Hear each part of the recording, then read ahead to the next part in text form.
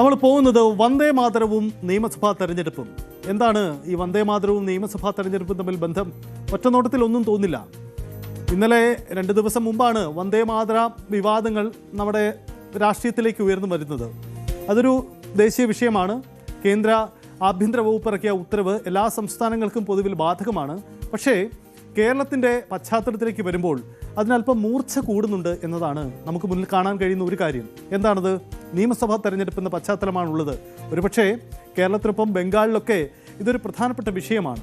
കേരളത്തിൽ ഇതിൻ്റെ പശ്ചാത്തലം ഒരുങ്ങുന്നത് കേന്ദ്ര സർക്കാരിൻ്റെ ഈ നിർദ്ദേശത്തിനെതിരെ മുസ്ലിം സംഘടനകളിൽ നിന്നും ചില നീക്കങ്ങൾ ഉണ്ടായി എന്നതുകൊണ്ടാണ്. അതായത് മതസ്വാതന്ത്ര്യത്തെ ഖനിക്കുന്നു ഈ നീക്കം എന്ന ആക്ഷേപമാണ് അവർ മുന്നോട്ട് വയ്ക്കുന്നത്. അപ്പോൾ ഈ മതസ്വാതന്ത്ര്യം ഖനിക്കപ്പെടുന്ന ഈ തീരുമാനം, ഈ നീക്കം, വന്ദേ മാതരത്തെ അവർ അംഗീകരിക്കുന്നുണ്ട്. പക്ഷേ നിരോധിതമായ അല്ലെങ്കിൽ മുമ്പ് ഉപയോഗിച്ചിരുന്ന ചില ഭാഗങ്ങൾ ഇനി നിർബന്ധമായും ഉപയോഗിക്കണമെന്ന ആ ഉത്തരവിലെ ഭാഗമാണ് അവരെ എതിർപ്പിക്കുന്ന കാര്യം. അതായത് അത് തങ്ങളുടെ മതസ്വാതന്ത്ര്യത്തെ തെറ്റിദ്ധരിപ്പിക്കുന്നതാണ്. ഏക ദൈവവിശ്വാസികളായ ഞങ്ങൾക്ക് മുന്നിൽ ഒരു വെല്ലുവിളി ഉയർത്തുന്നതാണ് ഈ നീക്കം എന്നതാണ്. മുസ്ലിം ന്യൂനപക്ഷ വിഭാഗങ്ങൾക്കിടയിലാണ് ഇതൊരു ചർച്ചയായിരിക്കുന്നത്. ചില മതനേതാക്കൾ, സത്താർ പന്തല്ലൂർ പോലെയുള്ളവരുണ്ട്, സമസ്ത എന്ന സംഘടനയുടെ മുഖപത്രമായ സുപ്രഭാതത്തിൻ്റെ ലേഖനത്തിലുണ്ട്. ഇവരൊക്കെ ചൂണ്ടിക്കാണിക്കുന്നു ഇതിൽ ഒരു രാഷ്ട്രീയമുണ്ട് എന്ന കാര്യം. ബംഗാളിൻ്റെ രാഷ്ട്രീയമാണ് ഇതിൽ പ്രധാനമായിരിക്കുന്ന കാര്യമാണ് അവർ പറയുന്നത്. പക്ഷേ അതിൽ ഒതുങ്ങുന്നില്ല. ഇതൊരു ദേശീയ വിഷയം മാത്രമല്ല. കേരളത്തിൻ്റെ പെർസ്പെക്റ്റീവിലേക്ക് വരുമ്പോൾ ഈ വന്ദേ മാതര വിവാദം എങ്ങനെയൊക്കെ വെല്ലുവിളി ഉണ്ടാക്കും എന്ന കാര്യം നമുക്ക് നോക്കേണ്ടി വരുന്നുണ്ട്. കാരണം വന്ദേ മാതര വിഷയം കേരളത്തിൻ്റെ രംഗത്തേക്ക് വരുമ്പോൾ നമ്മൾ മുമ്പ് കേരളത്തിൽ കണ്ടിട്ടുള്ളതാണ് ഗവർണറും സംസ്ഥാന സർക്കാരും തമ്മിലുള്ള ഏറ്റുമുട്ടൽ. എന്താണ് വിവാദമുണ്ടായത്? ഗവർണറുടെ പരിപാടികളിൽ ഭാരതാംബയുടെ ആ ചിത്രം പ്രദർശിപ്പിക്കണം എന്ന ആവശ്യം അന്ന് രാജ്ഭവൻ, പഴയ രാജ്ഭവൻ, ഇപ്പോഴത്തെ ലോക് ഭവൻ മുന്നോട്ട് വയ്ക്കുന്നു. ഗവർണറുടെ ഓഫീസ് മുന്നോട്ട് വയ്ക്കുന്നു. സംസ്ഥാന സർക്കാർ അത് അംഗീകരിക്കുന്നില്ല. മന്ത്രിമാർ ഈ ചിത്രമുള്ള പരിപാടികളിൽ പങ്കെടുക്കാതിരിക്കുന്നു. ഒരു വലിയ ഏറ്റുമുട്ടലായി പോകുന്നു. തൽക്കാലം ആ വെടിനിർത്തൽ ഉണ്ടാവുന്നു. അങ്ങനെ അത് മുന്നോട്ട് പോവുകയാണ്. ഇതിനിടയിലാണ് ഒരു കേന്ദ്ര നിർദ്ദേശം ഉണ്ടാവുന്നത്. സ്വാഭാവികമായി സംസ്ഥാന സർക്കാരിൻ്റെ പരിപാടികളിൽ ഗവർണർ പങ്കെടുക്കുമ്പോൾ വന്ദേ മാതര ഗാനം ആലപിക്കും. ഈ നിരോധിത ഭാഗങ്ങൾ, മുമ്പ് ഉപയോഗിക്കാത്ത ഭാഗങ്ങളൊക്കെ അവിടെ ആലപിക്കുകയും ചെയ്യും. അതിനോട് സർക്കാർ എന്ത് നിലപാടെടുക്കുമെന്ന ചോദ്യം കൂടിയാണ്.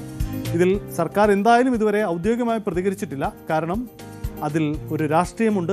ആ ഒരു ജാഗ്രത കാട്ടലാവാം ഒരുപക്ഷെ അവരിൽ നിന്നും ഉണ്ടാവുന്നത്. എന്തായാലും മുസ്ലിം സംഘടനകൾ ഈ വിഷയത്തിൽ തങ്ങളുടെ മതസ്വാതന്ത്ര്യത്തെ ഖനിക്കപ്പെടുന്നതാണ് ഈ നീക്കം. അതിലൊരു അജണ്ടയുണ്ട്.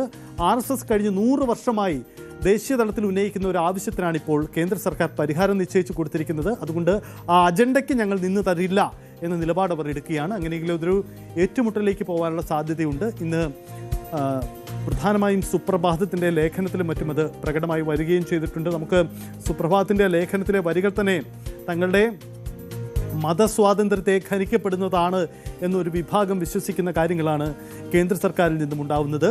ഇപ്പോൾ ഈ നീക്കം ഉണ്ടാവുന്നതിന് പിന്നിൽ അജണ്ട ഉണ്ടാവുന്നത് തെരഞ്ഞെടുപ്പ് രാഷ്ട്രീയമാണ്. പ്രത്യേകിച്ച് ബംഗാളിൽ ദുർഗാദേവിയെ ഏറ്റവും പ്രധാനമായും പൂജിക്കുന്ന ബംഗാളിന് മുന്നിലേക്ക് ഇത്തരമൊരു നീക്കം നടത്തുന്നതിലൂടെ കൂടി ബംഗാളിലെ BJPയുടെ രാഷ്ട്രീയ അജണ്ടയാണ് വരുന്നത് എന്ന വാദമൊക്കെയുണ്ട്. കേരളത്തിലേക്ക് വരുമ്പോൾ സംഭവിക്കുക ഒരുപക്ഷേ ഒരു മുസ്ലിം കൺസോൾട്ടേഷൻ. നേരത്തെ നമുക്കറിയാം, ന്യൂനപക്ഷങ്ങൾക്ക് അവർക്ക് വെല്ലുവിളി ഉണ്ടാക്കുന്ന വിഷയങ്ങൾ വരുമ്പോൾ ഒരു കൺസോൾട്ടേഷൻ നമുക്ക് കാണാൻ കഴിഞ്ഞിരുന്നു. അത് പൊതുവിൽ പല വിഷയങ്ങളിലുമുണ്ട്. BJP സർക്കാരിനെതിരെ അത് ഉണ്ടാവാറുമുണ്ട്. അപ്പോൾ അങ്ങനെ ഒരു കൺസോൾട്ടേഷന് സാധ്യത ഉണ്ടാക്കുന്ന മറ്റൊരു വിഷയം കൂടിയായി ഇത് മാറുന്നു എന്നതാണ് സാഹചര്യം. മലബാറിലൊക്കെ ഒരുപക്ഷെ അതിൻ്റെ പ്രകടനം വരും ദിവസങ്ങളിൽ ഉണ്ടായേക്കാം. ഇപ്പോൾ സമസ്തയുടെ ഒരു യോഗം തന്നെ ഇന്ന് നാളെ കോട്ടയ്ക്കൽ ചേരുന്നുണ്ട്. സ്വാഭാവികമായും അവിടെയും ഇത്തരം ചില രാഷ്ട്രീയ നീക്കങ്ങളൊക്കെ നമുക്ക് പ്രസക്തമായി ഉണ്ടാവുകയും ചെയ്യാം. ഇനി കേരളത്തിലെ പ്രധാനപ്പെട്ട രാഷ്ട്രീയ നേതാക്കൾ ഈ വിഷയത്തിൽ എന്ത് നിലപാടെടുക്കുന്നു എന്ന കാര്യം കൂടിയാണ് നമുക്ക് നോക്കേണ്ടത്. CPMൻ്റെ സംസ്ഥാന സെക്രട്ടറി MV ഗോവിന്ദനോട് ഇന്ന് ആ ചോദ്യമുണ്ടായി. അദ്ദേഹം ഇതിനോട് പ്രതികരിച്ചു. ഇത് വർഗീയ ചേരിതിരിവുണ്ടാക്കാനുള്ള ബോധപൂർവമായൊരു നീക്കമാണ് ഉണ്ടാവുന്നത് എന്ന വാദമാണ് MV ഗോവിന്ദൻ മുന്നോട്ട് വയ്ക്കുന്നത്. MV ഗോവിന്ദൻ്റെ വാക്കുകളൊന്നും കേൾക്കാം. വർഗീയ ധ്രുവീകരണത്തിൻ്റെ ഭാഗം തന്നെയാണത്. വർഗീയ ധ്രുവീകരണം ഉറപ്പുവരുത്തുന്നതിന് വേണ്ടിയിട്ടുള്ള ബോധപൂർവമായ കാൽവെപ്പാണ്. നമ്മളെല്ലാവരും ഇന്ത്യയിലെ മുഴുവൻ ആളുകളും ജനഗണമന പാടിക്കൊണ്ടിരുന്ന സ്ഥാനത്ത് അതിനെ 2ാം സ്ഥാനത്ത് നിർത്തിയിട്ട് വന്ദേ ഭാരതം പാടണം എന്നുള്ള രീതിയിൽ പറയുന്നതിൻ്റെ പിന്നിലുള്ള വികാരം വർഗീയതയാണ്. വർഗീയമായ ചേരി നീക്കാനുള്ള ബോധപൂർവമായ ഇടപെടലാണ്. ഇതാണ് അദ്ദേഹത്തിൻ്റെ വാക്കുകൾ. അതായത് വർഗീയ ചേരിതിരിവുണ്ടാക്കാനുള്ള ബോധപൂർവമായ ഒരു നീക്കമാണ് സംഭവിക്കുന്നത്. ആ നീക്കത്തിന് തങ്ങൾ നിന്നു കൊടുക്കില്ല എന്ന വാദം ഉന്നയിക്കുകയാണ് ഇടതുപക്ഷം. ഇതേ ചോദ്യം കോൺഗ്രസിനോടും ഉണ്ടായി. കാരണം ദേശീയ തലത്തിൽ ഇതിൽ ഏറ്റവും അധികം ബാധിക്കപ്പെടുക ഒരു പക്ഷേ കോൺഗ്രസിനെയാവും. ജയറാം രമേശ് കഴിഞ്ഞ ദിവസം ഒരു മറുപടി പറഞ്ഞിട്ടുണ്ട്. അതിനപ്പുറം കോൺഗ്രസ് ഇതിനോട് വളരെ കരുതലോടെയാണ് പ്രതികരിക്കുന്നത്. കാരണം ഇതൊരു പൊളിറ്റിക്കൽ അജണ്ടയായിട്ട് മുന്നോട്ട് വെച്ചാൽ അതിൻ്റെ രാഷ്ട്രീയ നഷ്ടം പേറേണ്ടി വരിക ഒരു പക്ഷേ കോൺഗ്രസ് ആയിരിക്കും കൂടുതലായിട്ടും. അതുകൊണ്ട് ആ ഒരു ജാഗ്രത കാട്ടൽ അവർക്കിടയിൽ പൊതുവിൽ ഉണ്ടാവുന്നുണ്ട്. എന്തായാലും സംസ്ഥാനത്ത് പ്രതിപക്ഷ നേതാവിനോട് ഇന്നും ആ ചോദ്യമുണ്ടായി. പക്ഷേ അദ്ദേഹം സ്ക്യൂട്ടാവുകയാണ്. അദ്ദേഹം ഈ വിഷയത്തിൽ കാര്യമായ പ്രതികരണത്തിന് തയ്യാറായിട്ടില്ല. അദ്ദേഹം ആ ചോദ്യത്തോട് പ്രതികരിച്ച രീതി ഒന്ന് കേൾക്കാം.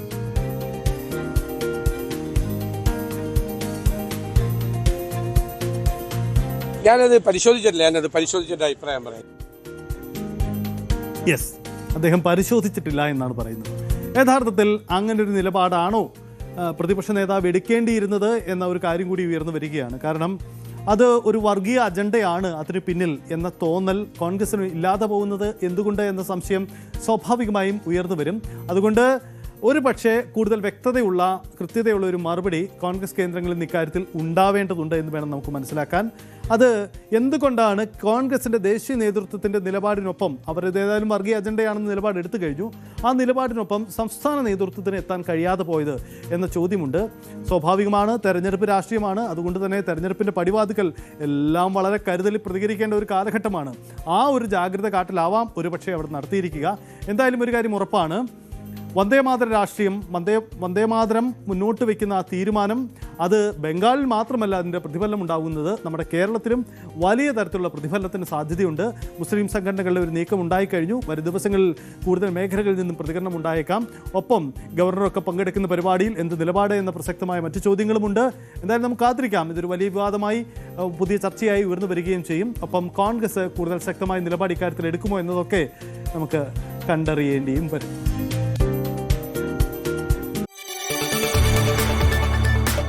കൂടുതൽ വാർത്തകൾക്ക് news 18 Keralam YouTube channel subscribe ചെയ്യുക.